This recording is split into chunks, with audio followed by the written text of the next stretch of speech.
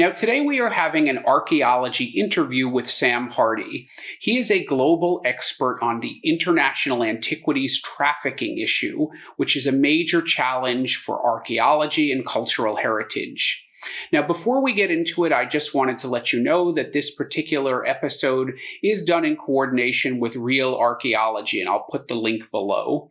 They are a group of archaeologists who are really engaged in the field and like to share their passion and work with you, an audience, so you can see what really happens in archaeology, not necessarily all the aliens and Atlantis and stuff like that. In any event, Sam is an academic who focuses on this issue of trafficking. Now, in this first segment of our interview, we'll talk a little bit about his background, and he kind of stumbled into archaeology the way a lot of people do, like me. It took the crisis of COVID to get me into archaeology, and even really famous archaeologists like Mike Parker Pearson, who talked about in his interview with us how it was something that, his parents weren't necessarily thrilled with as a career. And then we get into the second topic, which is the precarity of a career in archaeology. Archaeologists bouncing around the world, working on contract, very little job security, very little money. And that's an issue that I'm going to become more involved with through a different organization. I'll talk to you about that in future episodes. And finally, we get into the heart of the matter, the nexus between antiquities trafficking, money laundering, crime, drugs, terrorism, you name it. Okay, without further ado, enjoy the interview. Thanks for joining me a lot today, Sam. This is a really, really important topic. It's made a lot of headlines, illicit antiquities trafficking. So I'm eager to hear a little bit more about your background and how you first got into archaeology and then how you became interested in this particular topic of trafficking. I mean, really, my entire career has been a series of accidents. So when I was at school, I wanted to do forensic psychology, and didn't get the grades in psychology that I needed. So I went to university expecting to do forensic archaeology. And if you don't mind me asking, where was school and where was university? I mean, school was just in a small town between London and Cambridge. Okay. The first university was Sheffield. Mm-hmm. Again, accident. I got in through clearing, which is the British system for finding a place when you don't get the one that you're expecting. Then when I got there, the administrators had misregistered me for the Bachelor of Arts instead of the Bachelor of Science, and they just said, well, you can do the same courses, and just see how you feel after you've done them. And I found that I was better at and enjoyed more the humanities side than the scientific side. And we were supposed to do excavations in the summers, and I wanted to do one in France. But when I rang up the director to ask to join it, I'd forgotten so much French in school that he just said no. But one of my lecturers had been standing behind me while I made the call, and he said, well, we've got places on this excavation in Greece, and you're not expected to know Greek to be able to participate. So I went there, and went back. I went for 4 summers. And while I was there, I was traveling around Southeastern Europe. And one time I visited Bosnia, and I was really affected by seeing the destroyed places and the graveyards on the hillsides that you can see when you're in Sarajevo, that kind of thing. Yeah, I visited Srebrenica not that long ago and learned all about, the forensic archaeology that had to take place there, which is, of course, extremely morbid. But for people who ask what's the role, like what productive or constructive role does archaeology have in the present world, that's a big answer because that's very important work. Yeah. So I thought, I'll do the nice end of those kinds of things. I do peace education at historic sites. Um, but then when I tried to do that in Kosovo, I went like not long after there'd been really big riots. Uh, and even when I was there were riots and a shooting that I narrowly missed. Mm. And people said like, you could do this here if you want to go home in a box, which I didn't. So I tried to do my work in Cyprus instead, using the Greek that I'd learned on the excavations as a kickstart. But uh, people wouldn't talk to me about those kinds of things. Mm.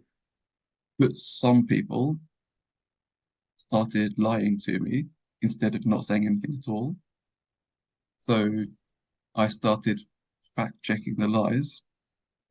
And while I was doing that, I found this connection between the people who were destroying places and the people who were stealing things. And that's basically the niche that I've been in or tried to be in ever since, looking partly at the connection between crime and violence more broadly, but whenever I can, more specifically on the role of looting and trafficking in the functioning of political violence and the conflict economy. So tell us then, what specifically, like, where are you based? What's your day job? And then a little bit more about the organizations you've started or are involved with along these lines, trafficking of antiquities. I mean, sadly, I'm not really based anywhere. Hmm. Uh, I That mean, I makes had two of a us, so it's not yeah. that bad.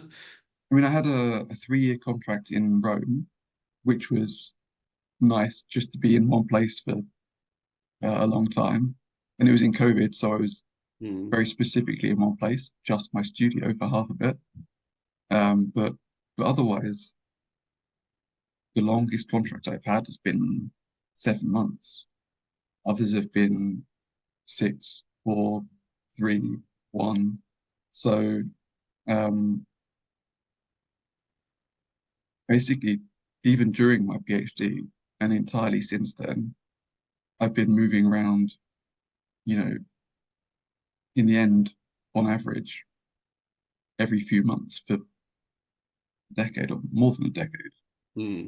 Um, at the moment, I've got 3 temporary part-time contracts, one with the Norwegian Institute for Cultural Heritage Research in Oslo, one with Juan Carlos University in Madrid, and one with the Curia Lab, which is part of a consortium that's called the Conflict Observatory. All of them looking at uh, cultural property crime in Russia's war in Ukraine. Got it. And what sort of work are you doing? You're doing research? Is it teaching? Is it report writing? I I occasionally do teaching, um, often not for the universities where or not for the organisations where I'm working, but um, for courses where they need someone who knows about these really weird niches. Um, Basically, for the contracts that I've got at the moment, they're research, partly looking at um, war crimes specifically, partly looking at cultural property crime amid political violence more broadly. Um, the connection between antiquities looting and drug production, or uh, the existence of law breaking law enforcers, like police officers who loot antiquities, or obviously uh, with the situation now, border guards in Hmm. Russia who loot antiquities along the border in partnership with looters from the occupied territories of Ukraine. Got it. Uh, and then partly propaganda about crime. Hmm. Now, before we jump into the actual topic, because we want to hear all about illicit trafficking and looting, do you maintain a particular organization? Is there any way that you sort of get involved in these issues in a primary sense, like passing information to authorities, gathering clues, or is it purely from a research and academic standpoint?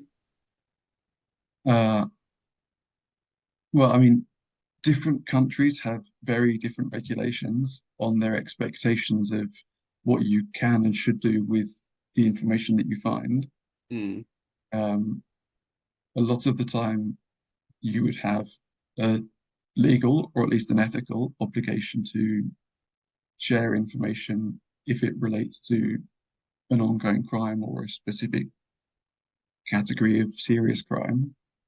Um, but often the jurisdictions where I work, they don't consider the evidence that I find, the academic evidence that I find, to constitute forensic evidence. So not only can they not use it, but there's no point in me trying to give it to them. And also, in some jurisdictions, for some organizations, I'm required not to create records that can be used in court in order to minimize the risk of harm to the people who feature in my work.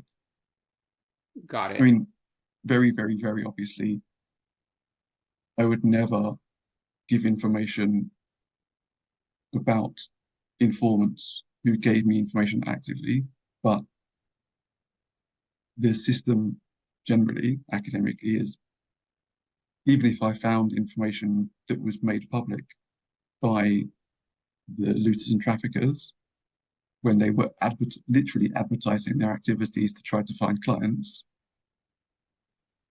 I should not create a record of that that could be used. Um, but at the same time, when I'm doing work towards accountability, I'm required to create records um, in the hope that they become useful.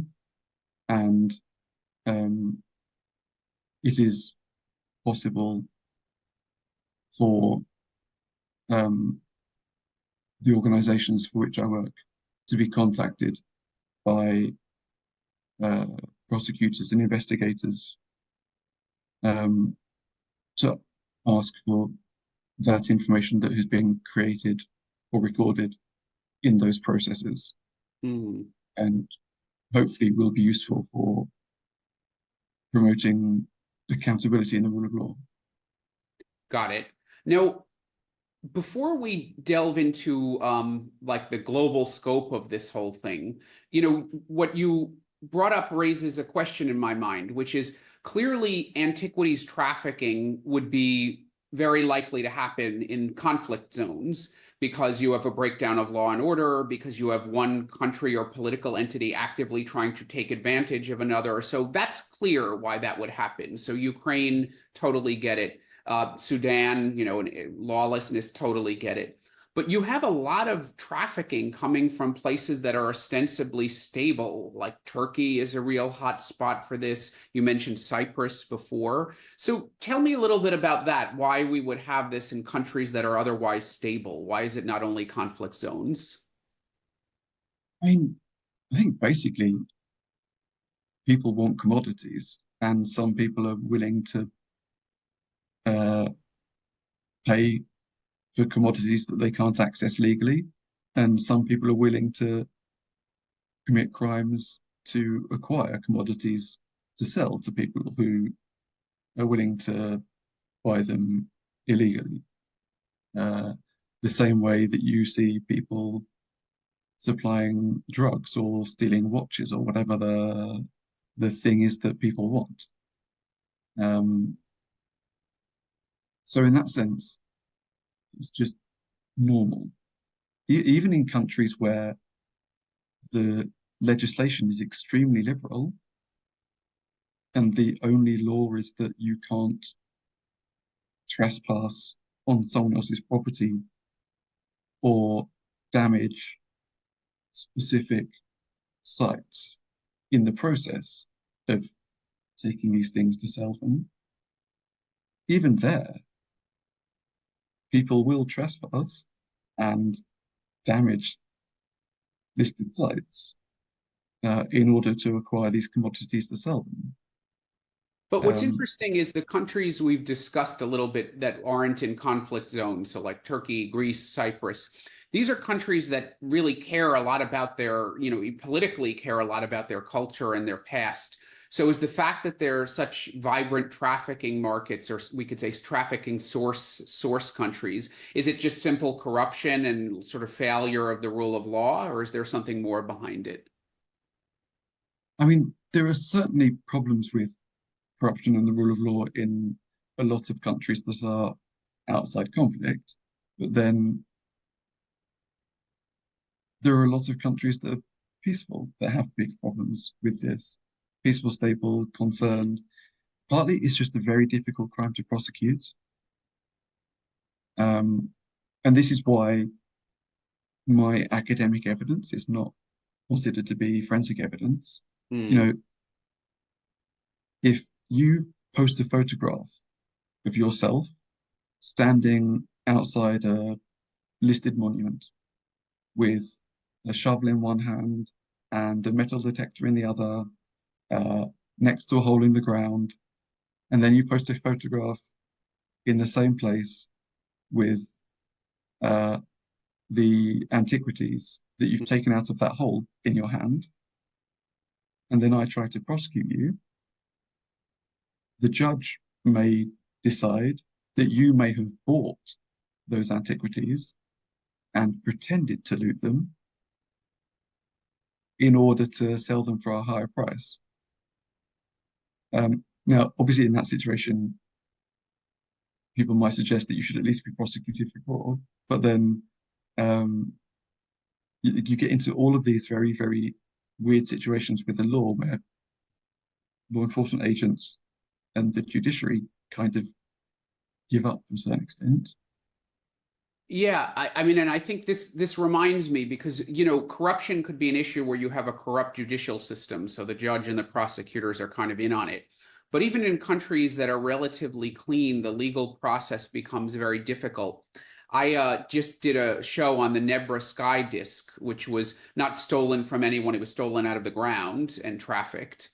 And in that case, the legalese was a nightmare and took years because I think it was something like every single factual assertion the prosecution made, the defense sort of had a right to have a hearing on that, and it just took forever. So even though there was kind of a happy ending in that story because it was such an incredible marquee find, you could imagine with a lot of like things that are a little less, stunning, that just there's not an appetite and the resources to prosecute that kind of crime. Yeah, and then there's the idea that the police try to prioritize the crimes with the greatest harm, Hmm. where policing will make the greatest positive impact for society. Um, I think all of the specialist units would say they need to be specialist units because if they weren't, they would end up working on drugs instead of antiquities, that kind of thing. And you can see the same problems with other offences. Um, there's this connection between looting of antiquities and the trade in meth in the Hmm. state. And even when meth dealers do get punished for dealing meth, it's difficult for the police to seize artifacts, I think. So it's a very easy way for them to get back into business. And, And oh, sorry, go and, ahead. and no, no, and just um, for for triggers, uh, for the for the meth heads who loot antiquities, um, it's a very good way of using up the focus and energy that you get from taking it. Um, so it becomes this really interesting complete economy in that sense, where they take the drugs, they find the antiquities, they use the antiquities to pay for the drugs. This became there became a little boomlet of interest in this sort of thing, and I'm revealing my age now, but around the release of the movie True Lies with Arnold Schwarzenegger, because in that there was the nexus between terrorism and antiquities. And I Mm, believe I haven't seen that movie in 2 or 3 decades, but I think in that case they were actually like storing weapons inside these big statues, but that's not normally the way it works. So, what's the um, connection between the antiquities and either drug trade or terrorism? Are they simply a store of value that's difficult to trace, or is there something more? I think they are often that.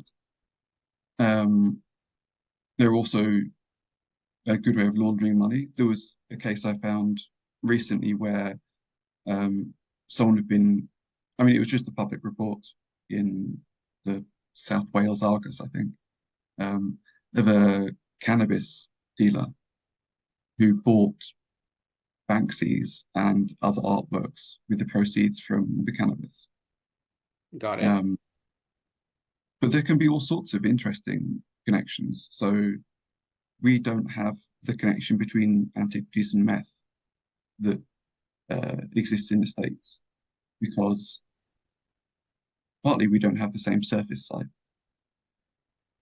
Um, so the drug can't be used in the same way. Um,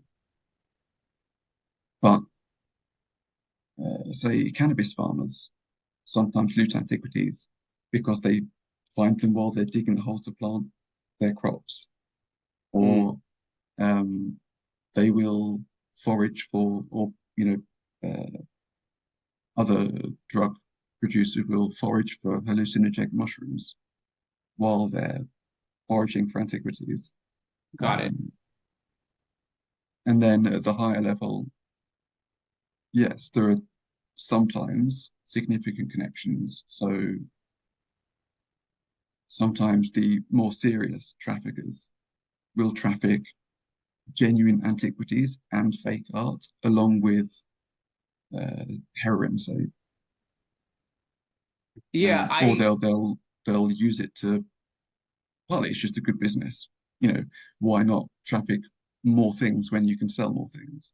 yeah, Um, criminals going to do crime, and it's sort of um, sharing of a cost. I'm putting on my consulting hat because if you're sort of illicitly trafficking something in a container, you might as well fill up the rest of the container with something else valuable. Um, Something over 20 years ago, again, revealing my age a little bit, I contributed to a book called Capitalism's Achilles heel.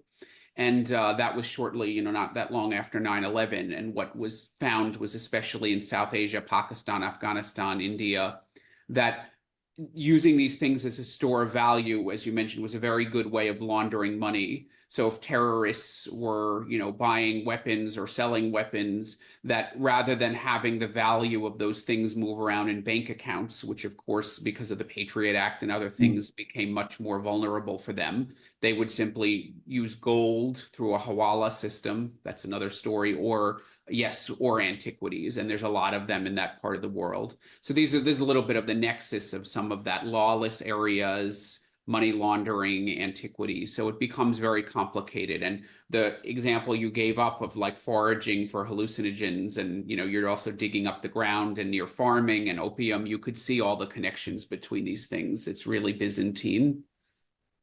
yes, yeah, yeah. I mean, there are so many different connections, and then you've got also even some cultural goods that may have been legal originally become dirtied by their acquisition with dirty money. Mm. And like you say, they're a good way of storing and also transferring assets. So when Ukraine had the Revolution of Dignity and uh, members of the government fled to Russia, video caught at least one of them taking crates of paintings, I think, with him. And yes, cash might have been frozen, bank accounts might have been frozen, that kind of thing. other things might have been very bulky, but Mm. paintings are very transportable and very sellable. That was basically the Orange Revolution then? Like you didn't Uh, sure. uh, the one in 2013, 2014. Ah, okay. Yep. Got it. Got it. All right. Well, let's step back for a little bit, and I'm going to put on another hat of mine, the management consultant side. Do you have an estimate of the market size for this? That's something consultants do all the time is they try to, do a back of the envelope. Do we have any sense of the global market size of antiquities trafficking? No, I mean, everyone always wants to get some kind of idea, and no one ever really can, um, because we just don't have the data. Hmm. Um, and like with drugs, you can try to get some kind of estimate based on seizures or satellite imagery of fields, those kinds of things. Um, with antiquities, I really don't think that we have any even secure minimum estimate of what it might be. But I think one big dealer, Subhash Kapoor, was uh, investigated at a time when I think he had more than $100 million of antiquities in assets. Hmm. Um, Others have been bought with tens of millions or millions worth of objects. Um, you can look on some online platforms and see just huge numbers of objects, even at low value, but huge numbers of objects being moved. And there are so many of these platforms that I don't think that it is as big a business as drugs or wildlife Hmm. or counterfeit medicine or all sorts of other, I would argue, more serious crimes like labor trafficking and sex trafficking and those kinds of things. Hmm. But it is still a big business. And even when the specific sums of money are not necessarily massive, they can still fund significant harm. So I think they say that the criminal network around the terrorist network that attacked Paris and Brussels Hmm. was ransoming stolen artworks back to art insurance companies. Hmm. And I think they only documented that around 50,000 euros had been raised through these ransoms. Wow. But the entire attack on Paris and Brussels cost less than 50,000. Yep. And you can see it on a smaller level.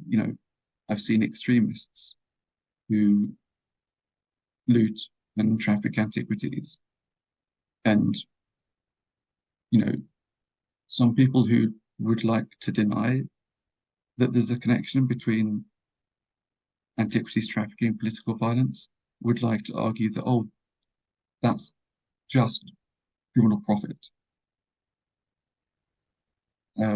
And it's true that you can't see people taking an antiquity and selling it and taking the money directly from that sale and buying a gun or a bomb. But you can see that they are looting and trafficking, and you can see that they are plotting and attacking. Um, and even if they have two businesses and the money comes from the other account, obviously that money was available because they had the extra money from antiquities to pay for the other stuff that they wanted. So I Yep. think when you look at these things as entire businesses, either for individuals or for organizations, we can see that yes, there are absolutely cases where extremists, violent political operators are being paid or subsidized or incentivized by the profits that are available through looting and trafficking of antiquities, either from archaeological sites or from public collections, private collections, and in buildings. Hey, if you like what you heard, give me that thumbs up below, hit that bell to subscribe, or if you want to support more independent archaeology content, consider contributing to my Patreon, where you can enjoy some exclusive members only benefits and other goodies. Until the next dig.